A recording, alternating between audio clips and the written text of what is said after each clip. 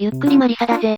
ゆっくりじじいじゃ。FPS ガンダム最高峰のゲームをやりたーい。ジジイの浅い知識で最高峰とか言っちゃうとまた荒れるんじゃねえのか？んなもん慣れてなんぼじゃわい。で、今回は何をするんだ？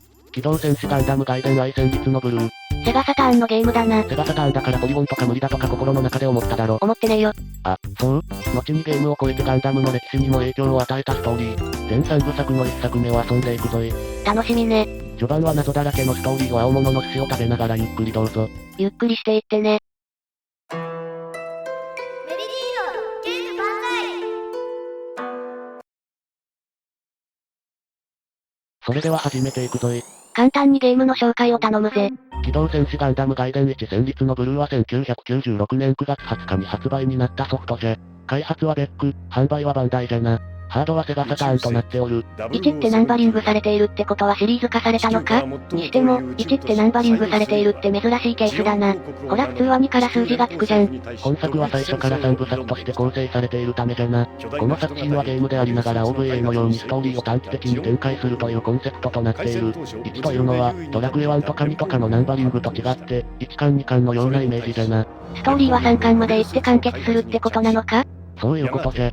当時も、こういったコンセプトであることはゲーム雑誌などで紹介されておった。1本あたりのボリュームは通常のゲームよりも少ないものの価格は少し抑えめ。3本やるとボリュームもあってやりごたえがある。みたいな感じじゃったが3本購入するとソフト1本分よりは割高となっておる。良作だったとは思うが1作目しか手を出さなかった人も多かったみたいじゃな。今だったらサブスクにして、ダウンロードで追加シナリオを展開するなんて方式になるんじゃろう。そういった意味では時代を少し先取りしている感じだな。ジャンルとしては 3D シューティングに分類され、その中で FPS と呼ばれる一人称視点となる。プレイヤーの視点はコックピットからの視点となっているわけじゃ。ああ、当時の FPS って視界のカメラワークが稚拙だったりして見にくかったり操作が複雑だったりよね。いや本作は現代でも通用するほど快適な操作性を誇っておる。へえそうなのね。敵を自動で視野角内に収めてくれるロック機能があり、これがバカみたいに優秀なのじゃ。この機能は現代でも様々な 3D ゲームに実装されておりとにかく革命的に操作性が高い。初出が何のゲームか知らんが、とにかくバンダイのゲームとは思えないほど操作性が高いのじゃ。今、さらりと失礼なことを言ったな。宇宙世紀0079、ジオン公国と地球連邦との戦争が始まって11ヶ月。オデッサ作戦での大勝により、地球上での勝利を確実なものとした地球連邦軍は、最終的な勝利をつかむために、本格的なモビルスーツによる部隊を編成した。彼らの使命は、あらゆる状況下でのモビルスーツを使用した実戦データの収集であった。鹿島少尉。彼も、この部隊に配属された一人のパイロットだった。ファーストガンダムを舞台とした新しいガンダムレジェンド。新設定によるゲームオリジナルの物語。アムロや、シャアが戦った一年戦争。その同じ時代を舞台にしたオリジナルガンダムストーリー。モビルスーツの設定は大河原邦彦氏が担当。ゲームでしか体験することのできない新ガンダムがここにある。プレイヤーが主人公となる迫力の 3D シューティング。ゲームシステムは、モビルスーツのコックピットの中から見た画面を使用した 3D シューティング。プレイヤーは自分がモビルスーツのパイロットになったかのようにリアルな戦闘を体験することができる。ジムを借り、ジオン軍のモビルスーツを撃破せよ。全3巻で完結する重厚な物語。ゲームオリジナルストーリーは、シリーズ3巻を通して一つの物語。3巻を続けてプレイすることで、一つの壮大なドラマを体験することができるぞ。もちろん、それぞれの巻がゲームとしては、独立して遊ぶことができる。プレイの成績で物語に変化が。それぞれの巻は、物語が続いているだけではない。プレイヤーの遊び方で、それに続く巻の物語や設定が変化するようになっている。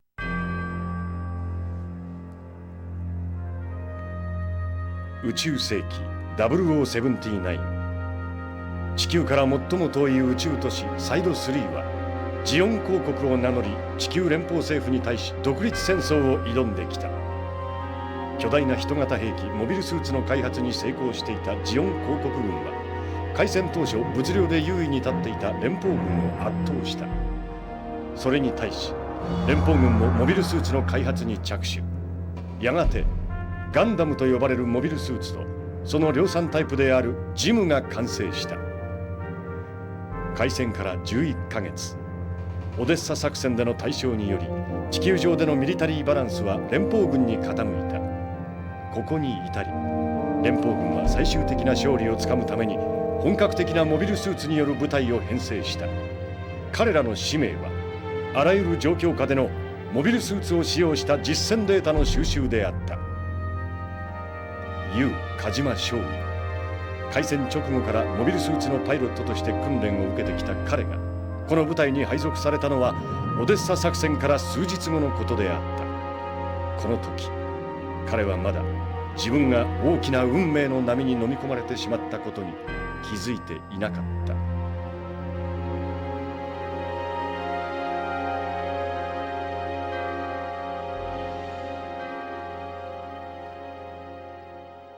それじゃあ、早速やっていくぞい。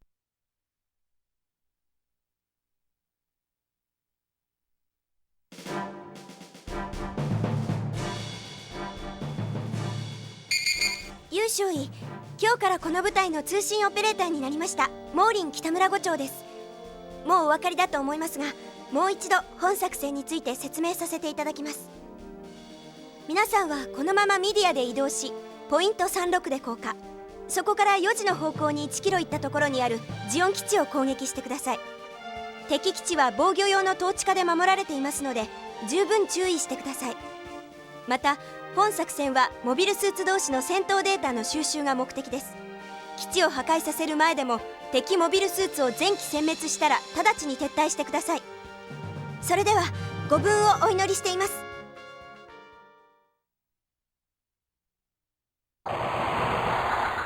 ミノフスキー粒子濃度62。これなら敵に気づかれずに接近できます。ほんじゃまあぼちぼち行くとすっか。お先に行くぜ優勝尉。第1は月下の出撃じゃ。敵のモビルスーツを殲滅するまで敵基地を破壊しまくるミッションじゃ。プレイヤーは有カ島となって配属されたモルモット隊でミッションをこなしていく。モルモット隊ってすごい名前だな。ジムを使用した実戦データ収集を目的とした部隊。まさにモルモットじゃな。早速敵のザクを発見じゃ。ロック状態にすると近くの敵をロックし視野角内に自動的に捉えるようになる。ただし動きが速い敵などの場合は視覚外に外れるが自動でターゲットを推理する。便利な機能ね。正直、このロック機能がなければ遊んでられなかったじゃろうな。転がされた。ザクにショルダータックル食らったな。許さんぞあのザク。十字ボタンを素早く同じ方向に連打するとダッシュ移動が可能じゃ。ダッシュ移動は素早く移動できて便利じゃがバーニャーの温度が上昇するのじゃ。一定の温度以上になると冷却されるまで一定時間ダッシュ不能となる。またダッシュ移動中に敵に接触するとビームサーベルによる攻撃を行うことができる。ビームサーベル攻撃は威力が高い。ジャンプボタンを押し続けてもバーニャが焼ける。攻撃に関しては遠距離ではライフル攻撃が基本。攻撃ボタンを押し続けているとバリカンとなる。やはり基本的には一気に距離を詰めてビームサーベルで切りつけるのが基本じゃろうな。攻撃や操作方法はなんとなく分かったぜ。そしてこのミッション、みんな評価を上げたいので基本的に味方のジムもキルパク上等でザクを狙ってくる。こっちも生活がかかっているのでそうそうキルパクされるわけにはいかん。確実にとどめを刺していく。あとバカにできないのが施設じゃな。敵の基地施設のことか？そうじゃ。これらを地道に叩いていけば得点が稼げる。しかし、先ほども言ったように味方もザクを狙っておる。油断も隙もない味方だな。ほらほら、このジム、ダウンしたザクに近寄ってきたのじゃ。あからさまに狙ってきているな。わしの獲物じゃ渡さんぞ。さて、目の前の建物も破壊していこう。敵の施設は遠慮なくぶち壊せるぜ。戦車もあるぞい。どこぞのザクと違って戦車ごときに破壊される義務様ではないわい。シオニックフロントでは苦労していたな。しかし、病院にこんな戦車があったのか。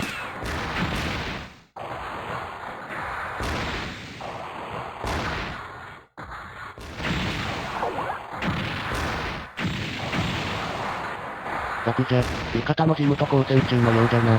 キルパクじゃ。オラオラオラ。わしの獲物じゃ。仁義なき戦いね。い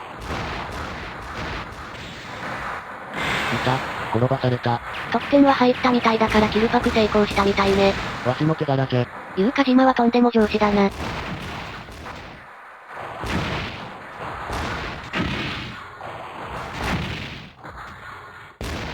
こまめに施設を破壊するのじゃ。こういったところマメな軍人だな。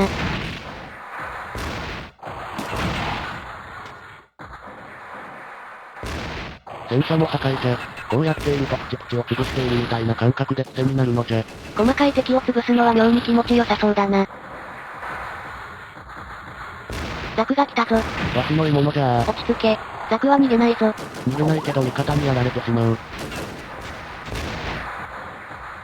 ほら来たぞ。ハイエナのように味方機が。連邦のチームワークはどうなってるんだ。まあ、旗から見たら連携しているように見えるか。押し合った。どんどん行くのじゃ。この壁にくっついている奴はミサイルをどんどん撃ってくる悪い奴じゃ。壊すのじゃ。なんだ、その頭の悪い理論は。しかも下手くそか。ジャンプ打ちは微妙に照準がずれて難しいのじゃ。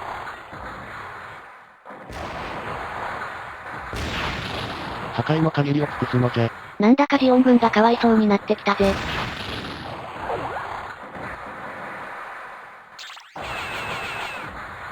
ここにも戦車がいたな。破壊しておくのじゃ。ライフルやバルカンでプチプチやるのも気持ちが良いが、ハンドグレネードで一網打尽にするのも気持ちが良い。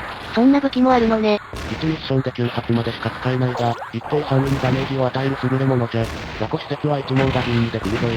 ストレス発散にもってこいだな。職場で嫌なことがあった時やパチンコで負けた時、財布を落とした時やフィッシング詐欺に引っかかった時のストレス発散にもってこいぜ。最後の2つはゲームをやっている場合じゃねえな。またまたザクが起きた。無駄にザクの数は多いなジオン軍。ほらほら背中がガラ空きだぜ。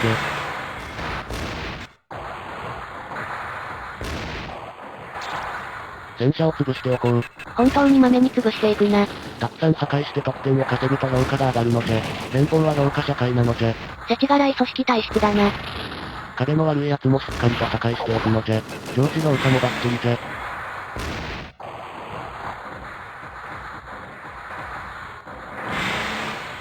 待て俺の評価点。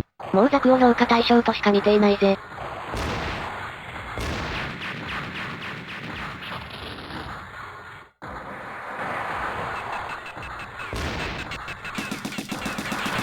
そこの戦車一方的に殴られる痛さと怖さを教えてやろうか。なんか用法が微妙に間違っている気がするな。これが本当の神優香島。何が本当なのかさっぱりわからんぞ。このロック機能は画面に映っていない敵に対してもしっかりと反応してロックしてくれる。建物をしっかりと踏んづけて壊すのじゃ。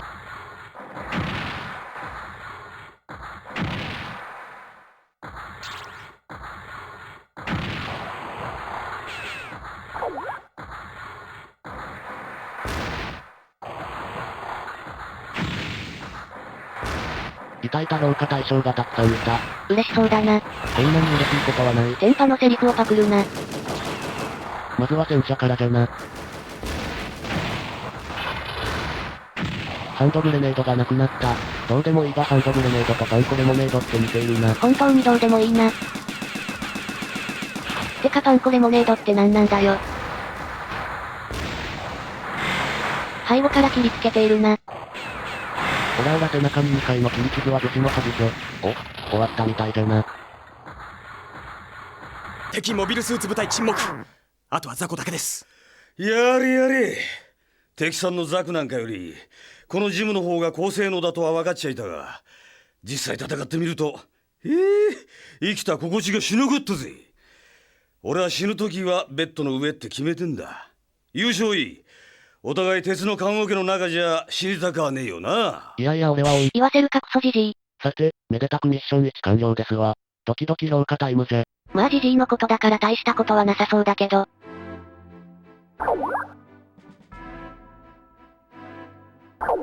一つの戦いは終わった。戦士たちは互いの無事を喜び合い、生きていることに感謝する。しかしその陰で多くの敵が死んでいったことを悲しむ者はいない。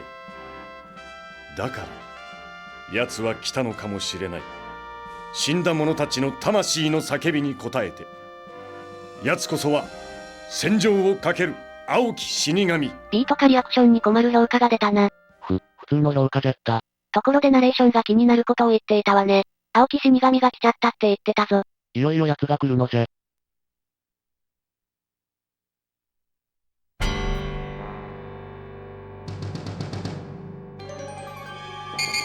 大変です。所属不明のモビルスーツが2時の方向から出現。友軍を攻撃しながらこちらに接近してきます。ジムパイロットの皆さんは各機独自の判断で応戦してください。おいおい勘弁してちょうだいよ。なんなのよそのいい加減な命令は。来た。あ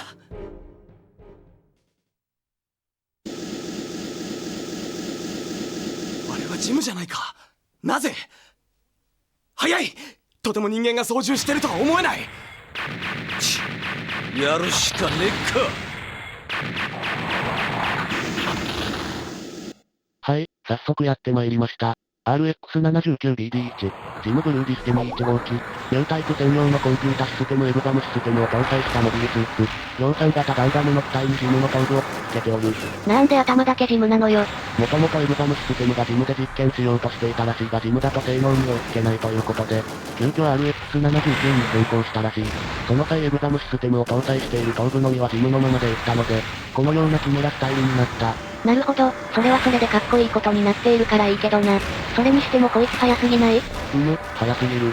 非常に高機動でこちらもダッシュで応戦するとすぐにオーバーヒートじゃ。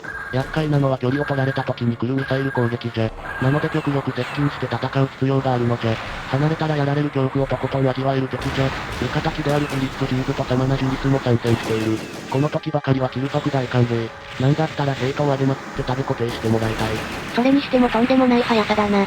あっという間に視界の外に飛び去っていくな。こちらもロック4機能だけでなく LR で旋回して素早く視界に捉えるようにしているのじゃ。接近したらビームス上げる大チャンスじゃ。モビルスーツ戦ってこんな速度なのか。これ以上距離を取られるとミサイルが飛んでくるのじゃ。お、味方機がタゲを取ってくれているぞ。よくやった今接近してサーベルで切りつけてやる。視界から消えたな。わけがわからんのじゃ。今こそサーベルの。味方機がダウン取っているな。わしの追い込みのおかげじゃな。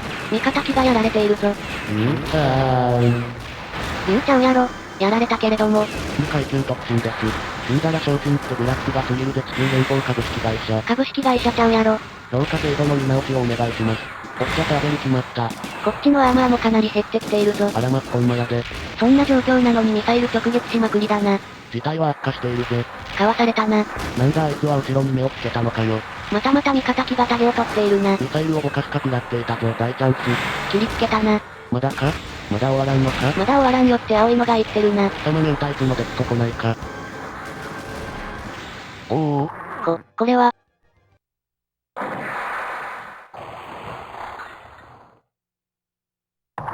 やったじゃんか、ユウ。まあ、しかしなんなんだありゃ。あんなおかしなモビルスーツ見たことねえぜ。撃退したな。なんとか撃退したのじゃ。まぐれ感がすごいのじゃ。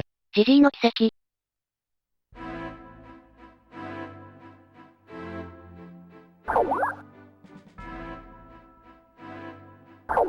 戦場には2種類の人間しかいない。死んでしまった者とこれから死ぬ者だ。そのどちらも嫌なら戦場に足を踏み入れてはいけない。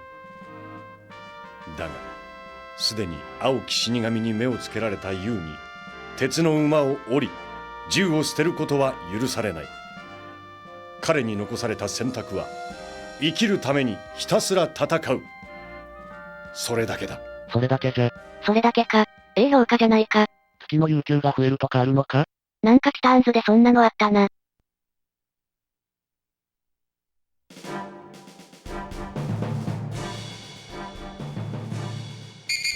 演習中のジムの各機パイロットに緊急命令です。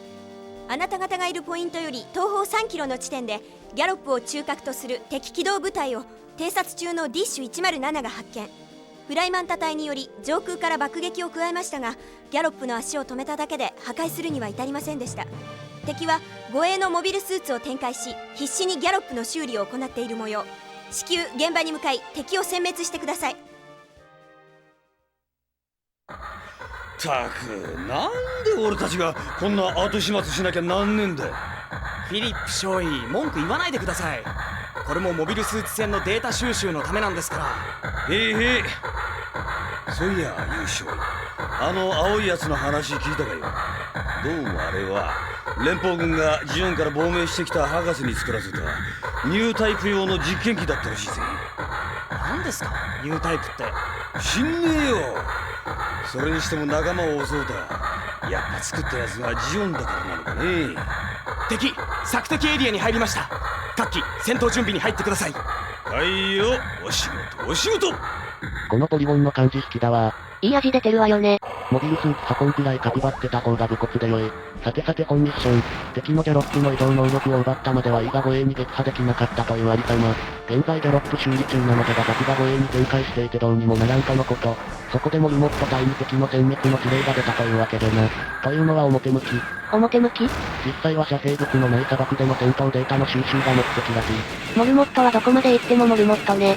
ここのザクは3体で連携して動いてくる。我々のような小さく狙いの部隊とはわけが違うようぜ。我が強すぎるものね。丁寧に1体ずつ倒していくのぜ。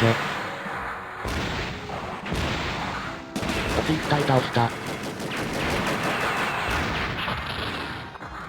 次はお前じゃ。逃げる相手には強いな。当たり前じゃ。弱っている相手にはわしはめっぽう強いのじゃ。威張るな。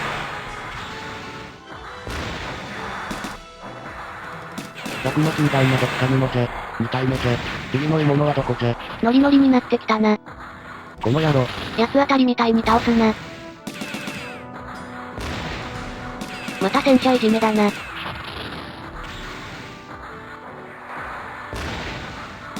見つけたザクじゃ。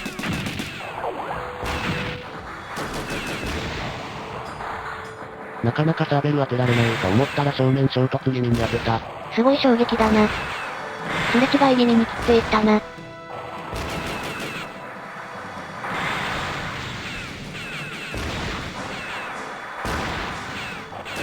テロップもすごい近くで戦闘しているな。スリリングな展開になってきたぞ。なんでテンション上げてるんだ。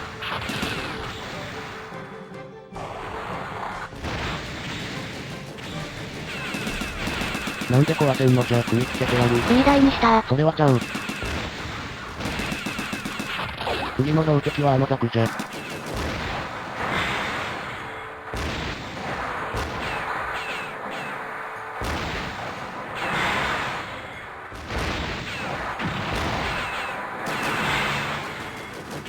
硬いなこのザク。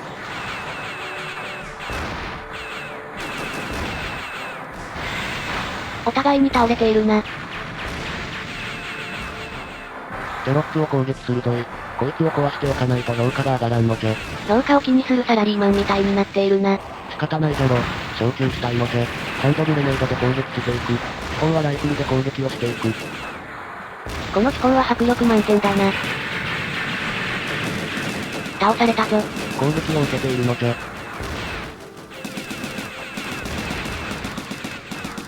あのザクじゃな。アーマーがやばいな。気がついたらこんなに減っていたのじゃ。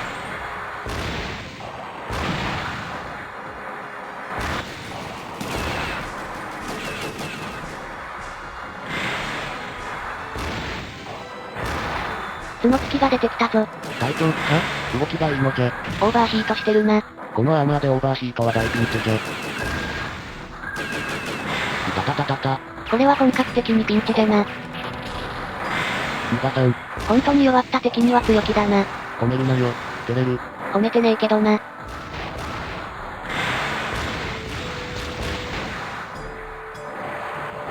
あとは隊長機か？動きが早いな。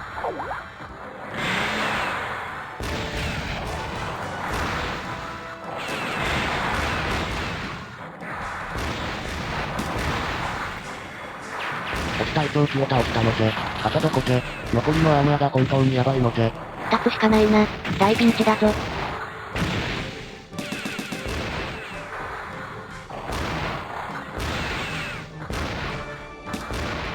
なのにまだギャロップの飛行を狙っているのか。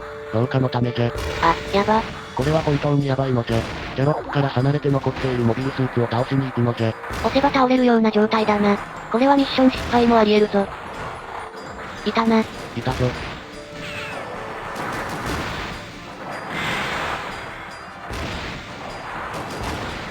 とアンドアウェイじゃ。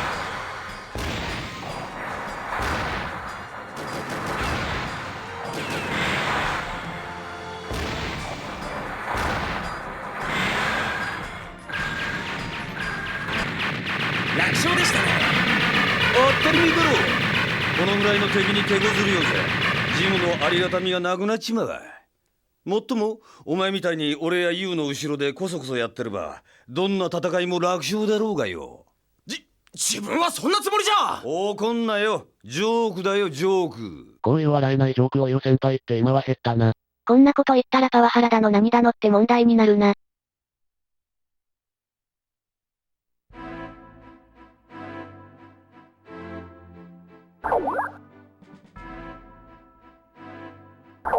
狩人は言う。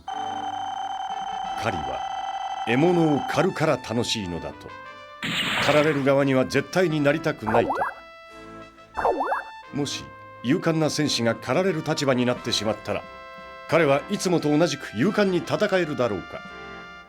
攻められる立場になった時、ユウたちは戦場で何を感ずるのか。次は攻められる側らしいな。受けか。防衛だろ。またまた B 評価だな。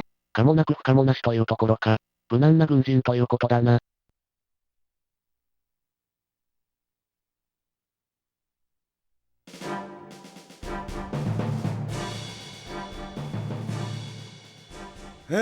いいね海は。俺はコロニー育ちだからこういうのに憧れちゃうのよ。これがバカンスならもっといいんだけどね。愚痴らないでください。この基地で今までの戦闘データを解析してもらい、ジムの整備も行う。部隊にとってこれも重要な任務ですよ。やだやだいい子ちゃんが。いいよ、もう整備も終わりだろう。一応海まで泳ぎに行かねえかい。なんだ。整備中のジムの夏季パイロットへ敵襲です。現在基地の兵士たちが応戦しています。整備の終わった機体から戦いに参加してください。また基地司令部よりエネルギープラントの防衛の要請が来ています。言うまでもありませんが、ここを破壊されると基地全体に被害が及びます。プラントの防衛を最優先にしながら敵を撃破してください。仲良く海水浴ってところだったのに敵が攻めてきてしまったわけだな。とはいえ浜辺はなく護岸されたところしかなさそうだが泳げるのか？こんな軍施設で汚水が垂れ流されてそうなところで泳ぐのは嫌だな。スペースの井戸にはそういうところがわからんのだろうな。ったく厄介なことになりやがったな。今回のミッションはジオン軍が連邦の基地を襲撃してクルを迎撃する防衛ミッションじゃ。これまでのミッションと違って施設は破壊されてはならない。そうか、自分の基地だし壊すわけにはいかないのか。そうなんじゃが、これ自分の攻撃でも基地施設が破壊されちゃうので自滅する可能性もあるのじゃ。なかなか大変だな。施設が壊されたり壊したりすると得点が減る、減点じゃ。評価が下がるのね。なかなかシビアなミッションじゃ。早急に敵を発見して叩く。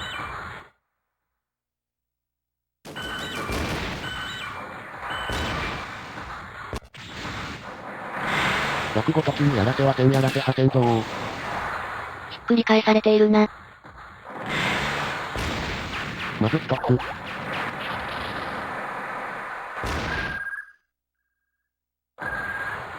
敷地内で暴れるなぁ。こいつ、壊しまくっているな。許さん、修理代は給料から天引きされているのじゃ。連邦マジでブラックが過ぎるな。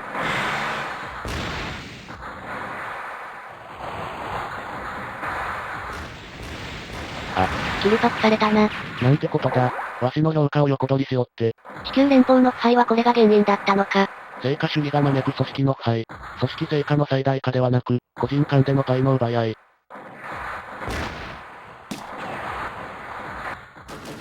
ザクが見切るな。ジオンの方が本当に連携を組めていて組織だって動いているんじゃ。こっちは味方に指示も出せないもんな。ガンガン行こうぜとか命大事にとか指示を出したいもんじゃ。命大事にって何をするんだ。にしてもさっきからバルカンが過ぎやしないかい？ジジイ？バルカンアタックという技をひらめいて実践中じゃ。バルカンアタック？なんぞ？バルカンを出しながら敵に突っ込むという荒技じゃ。猟奇じみた戦法で敵さんもやべえやついるとたじろぐに違いないのじゃ。正気の沙汰とは思えない技だな。バルカン乱射しながら突っ込んでくる敵がいたら確かにビビるわ。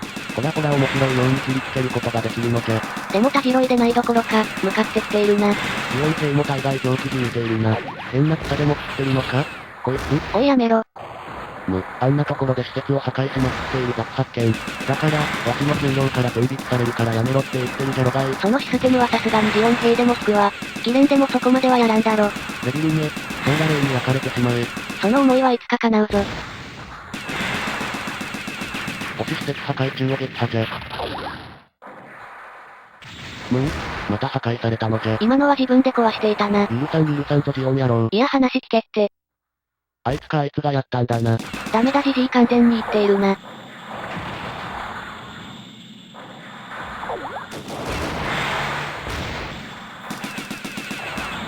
なんか動きの速いのがいるな。これは新手の正体か？いろいろ破壊されているな。やばいのじゃとっととやらないと今月の生活費がなくなるのじゃ。生活感あふれるゲームになってきたな。というかさっきからチラチラと動きの速いのが映っているが、もしかして、そうじゃもしかしてドムじゃな。Google みたいな表記をするな。ドムまで出てきたのか。ホバーでの高速移動は脅威だな。逆を一致やったのでドムとの戦闘に移行するぞい。こやつは子みたいに速いのじゃ。世界軍隊している割にホバーというのは脅威じゃな。動けるデブって感じだな。ドムファンに怒られるぞ。なんか発言を誘導された気が。あの高速移動のせいで普通に戦っても視界に収めるだけで一苦労なのじゃ。またこちらの攻撃も回避され続けて自利品じゃ。あのジグザグの動き、ドムっぽいな。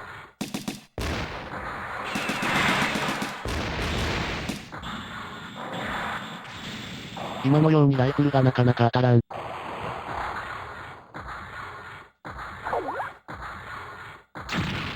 あ、なんか来んだ。研究。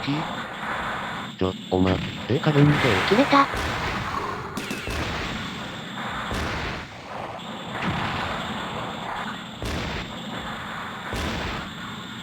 ロックしながら旋回もしつつライフルを偏差打ちしながら当てていくのじゃ。妙を煙の向こうから突っ込んできたー。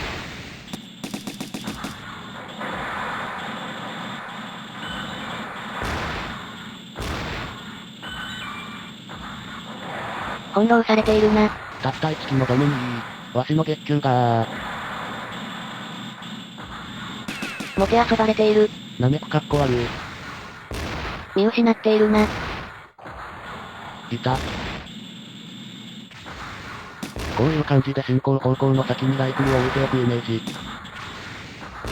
地道に点数が上がっているな。サーベルで一気に倒したい気持ちをぐっとこらえて。お、すっ転んだ。盛大にこけたな。やったのか？やったようだ。あら？でもまだ終わらないな。あんなところに悪さをしている額がおるのじゃ。めっちゃ施設破壊しているな。こちらを無視して破壊しているぞ。なんやこいつ。そのバルカン効いているのか？得点は増えてないな。もしかしたらノーダメかもしれん。人に見せかけてサーベルで叩きに。キルとキルをかけた心にくい演出。やれやれ。なんとかこの場はしのいだみたいだな。きっと我々の活躍に基地の味方も大喜びですよ。バカ！モビルスーツ乗りってのはな、他の連中から見ればエリートなんだよ。こんなのはできて当たり前だと思ってる。もし喜んでいるとしたら技術や連中だけよ。それもな、勝ったことに喜んでるんじゃない。また新しい実践データが手に入ったことに対して喜んでるんだよ。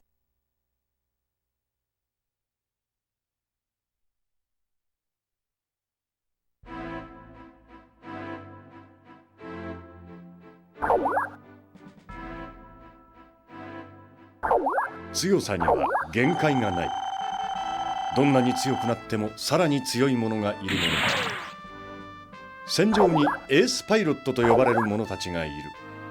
彼らは戦場で敵を断ち、自らを生かす。しかし彼らとて最強ではない。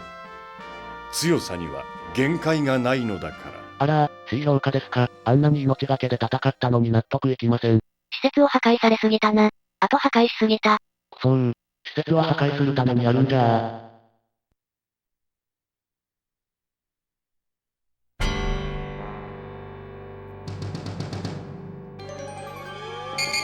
敵の第3波接近。ジム各機へ。基地の戦力はさっきの戦いで消耗しています。迎撃に加わってください。消耗してるだって？さっきの敵だってほとんど俺たちが倒したんじゃねえかい。それを言うならユウ少尉が倒したんでしょ。うるさい！お前にそんなこと言われたくないわい。早く迎撃に向かってください。はいはい、モーリンちゃんの頼みじゃしょうがねえ。行くぞ。4目、波状攻撃とはやりおるわい。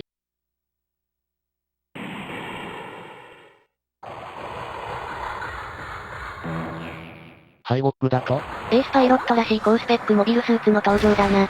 消耗しきったところに水中からハイウォックによる奇襲。しかも、この連携攻撃。わしの味方はどこに行ったのじゃ。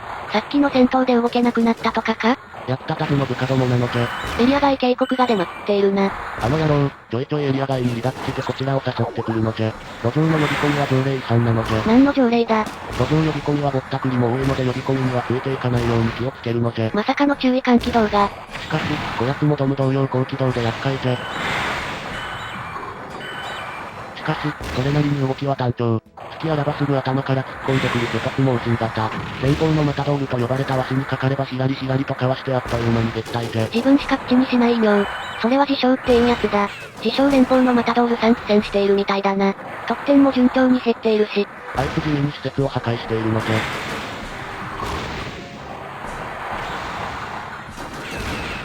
敷地内に入れたくないのでどうしても施設の外側で戦わざるを得ない。空気なのじゃ。お、一気倒したな。残り2機じゃ。お前ら好き勝手壊しやがって。今月はカップラーメン生活だな。まさか戦時中なのに飯は自腹なのか。なんという軍じゃ。それが地球連邦だぜ。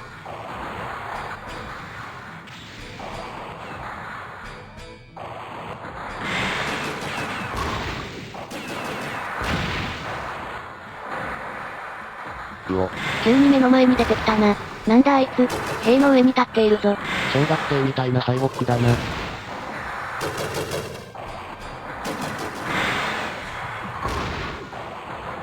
立ち上がってすぐに突っ込んでくるとか、脳筋ゴップなのじゃ。あ、今二つも施設壊しやがった。ひっくり返されたのじゃ。味方はどこじゃ。リリック様な、わしを援護するのじゃ。人望のない上司の末路みたいな展開になっているぞ。やっとこさ2機目の敗北を破壊じゃ。残り1機じゃ。しかし、見た前のリサ君。なんだよジジイの見た前は大したことないんだよ。いやいや、このアーマーのゲージ。ジオンのエースパイロットお前にわしのアーマーが削られてない。あら本当だ。完封じゃないの。完全試合じゃ。地球連邦の松原と呼んでくれ。連邦のマタドールだったり、連邦の松原だったり忙しいな。でも松原といえば伝説のバックスクリーン3連発被弾。阪神のエースに負けたのじゃ。3機目の敗北撃破だな。これで全部か。フィリップ少尉、まだです。12時の方向より第4波接近中。すごい、なんて速さだ。ただものじゃない。ジオンのエースのご登場ってわけか。ちょい。あのジムどこにいたんだよ、助けろよ。そこかよ。しかし、やばいなマリサ君。何がやばいって？さっき連邦の松原と言ったろ？言ったな。ジオンのバースか客岡田がやってきてしまったのじゃ。どえらい3人がドムに乗ってるな。ドム1機でも手こずったのに3機はかなりヤバいぞい。ドムの3に一体攻撃は厄介だからな。黒の3連星みたいに連携がすごいのじゃ。ついにアーマーが削られたな。こっちの味方は相変わらず姿が見えないのじゃ。松原、香取、隅の黄金リレーで行きたいのじゃ。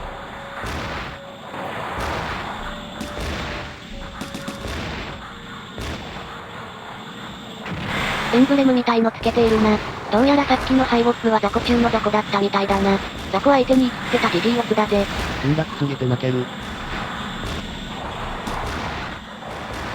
うまく切りつけられたな。良い感じじゃ。まずはバースを確実に打ち取る。何がバースだ。今じゃ。かわされた。視界に収めておくだけでも一苦労すぎる。今だ。バズーカを撃つのに足を止めた時がチャンスか。チャンスを逃さないようにするのが難しいのじゃ。なんか近づいて離れて近づいて離れてを繰り返してダンスをしているみたいだな。と思ったら向こうから近づいてきたぞ。ラッキーサーベルじゃ。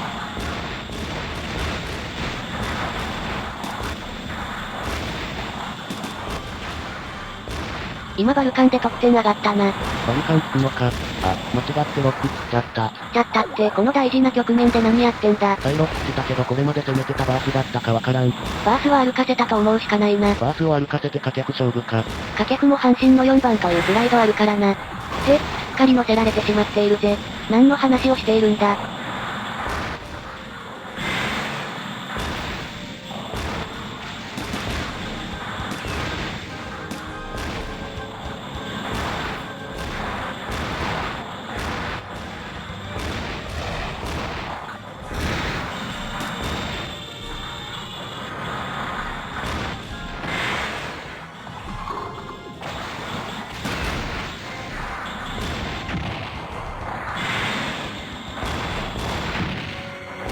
おお、一気やったぞ。まずは掛布を打ち取ったのじゃ。まだ、そのシリーズ続いているのか。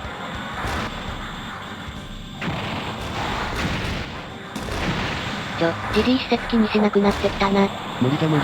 こやつら相手にそんなの気にしてられんのじゃ。弁償してやっから安心しろ。急に太っ腹になったぞ、大抜きめ。残るは1機じゃ。装甲は半分まで削られているな。ショルダータックルしてくるぞ。つわものじゃ。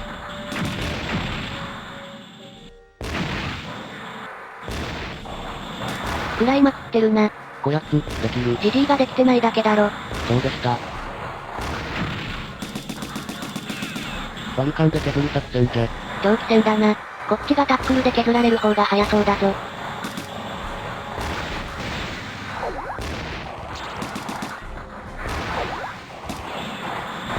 周囲をぐるぐるされているな。今何してたんだ？おう、爆発音がする。やれやれ。優勝い。今日ほどお前が仲間で嬉しく思ったことはないぜ。優勝い。ただのエースパイロットじゃないですね。そりゃそうさ。敵のエースを倒したんだ。ただのエースじゃねえ。トップクラスよ。お前ら、戦闘中全く姿を見せなかったくせによくもそんな爽やか青春ドラマみたいな感じになれたな。ここだけ切り抜くと信頼される上司を持つ部下たちって感じね。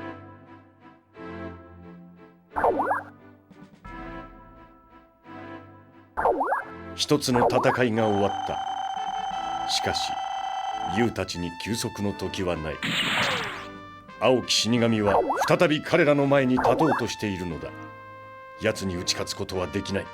生き残りたければ、自ら青き死神に立ち向かい、それを倒すしかないのだ。あらま、またヒーローかじゃ。なかなか厳しい評価だな。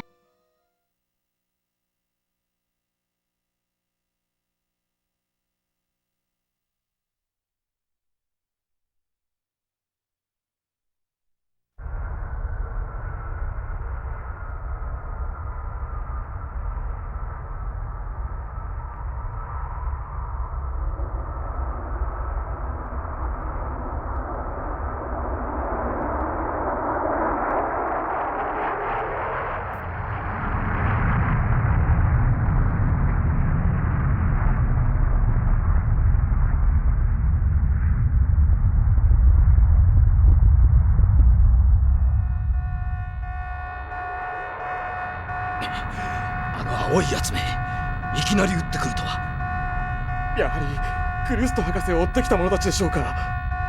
そんなことより今はどうやって基地まで戻るかだ。ユブには連絡したのか。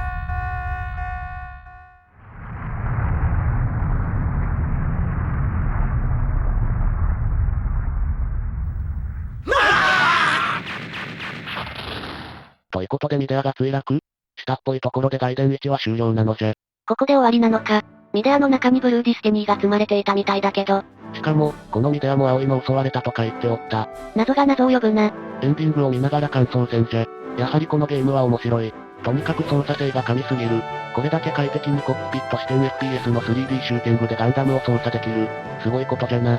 セガサターン中期の名作として、必ず取り上げられるゲームなのも納得するべきじゃったわい。残念なことに一部のみしかやらなかった人も多いというところじゃな。実はわしもそのうちの一人だったりはする。色々とリアルも多忙で積みゲーも多かった時じゃったからな。ポンポンゲームを買ってもやっている時間がなかった時じゃった。今思えば手を出しておけばよかったと思うわい。今はちゃんと3部すべて取り寄せておるから、もちろん全部やるつもりじゃ。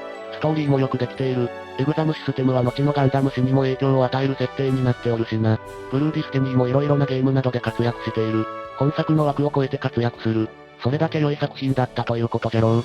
それではアンケートの結果を見てみるぞい。皆さんアンケートのご協力ありがとうございました。アンケートの結果はこちらです。圧倒的神ゲー評価じゃな。孫うことなき神ゲーが過半数じゃ。神ゲー指数も見てみよう。それではアンケートの結果を数値化した神ゲー指数を発表するわね。こんな感じで係数を得票比率にかけて合計値を出します。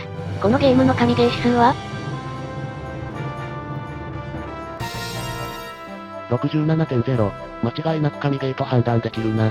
この操作性、ガンダムを操っている感じがする FPS。そしてストーリーとどこを切っても名作と言わざるを得ないのじゃ。バンダイ、時折こういう名作をぶち込んでくるから油断できないのじゃ。また失礼なことを。ちなみにバンダイの本社の駒形のすぐ隣にある駒形土壌。ここの土壌は本当に美味しい。浅草駅からも近いので近くまで寄ったらぜひ行ってみるのじゃ。突然の土壌推し。案件ではないぞい。個人的おすすめなだけじゃ。